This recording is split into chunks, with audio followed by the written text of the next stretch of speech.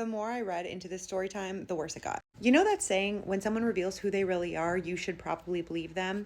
That could not apply more to the story time that I got from a girl named Megan, not her real name, who told me the story about how she dated a guy in a cult. Megan first saw this guy when she was working at a fast food restaurant. She had just gotten off a shift and was sitting in her car afterward waiting to go home. She sees this tall, attractive man with dark hair and plugs in his ears walk up to the motorcycle parked next to her, and he looks in through her window. They make eye contact. She didn't know what to do, so she just like awkwardly waved. And she said when they locked eyes, her head went fuzzy, which was a weird feeling, but she really didn't associate it with him.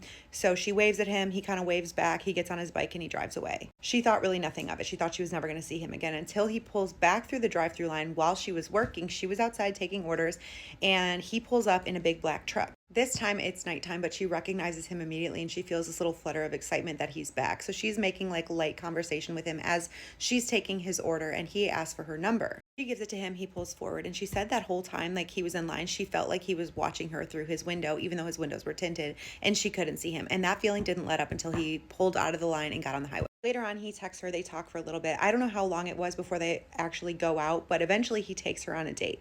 And she said he had this darkness to him, but she liked it. It was kind of like a bad boy status.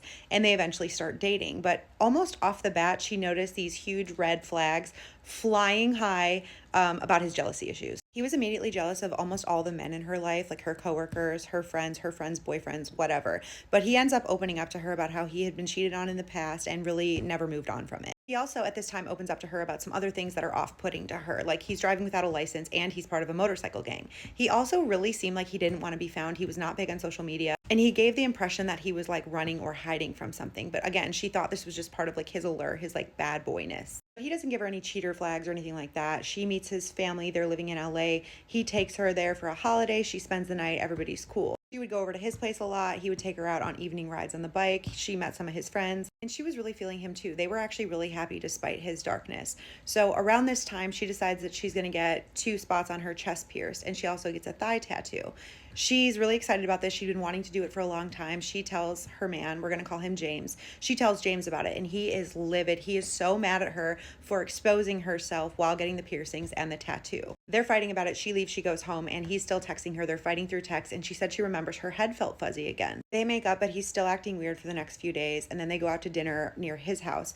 He asks her at dinner if he can open up to her about something, if he can trust her, and she's like, of course, what's going on? And he goes, you know what, never mind. And she goes, no, tell me, like you brought it up, tell me what's going on. And he's like, no, I don't want to. So they did that whole back and forth. He goes, I'll tell you in private. So after dinner, they go out to his car, and he goes, I'm part of a cult and we sacrifice things for the greater good. And she goes, what are you talking about? She said she was completely caught off guard, completely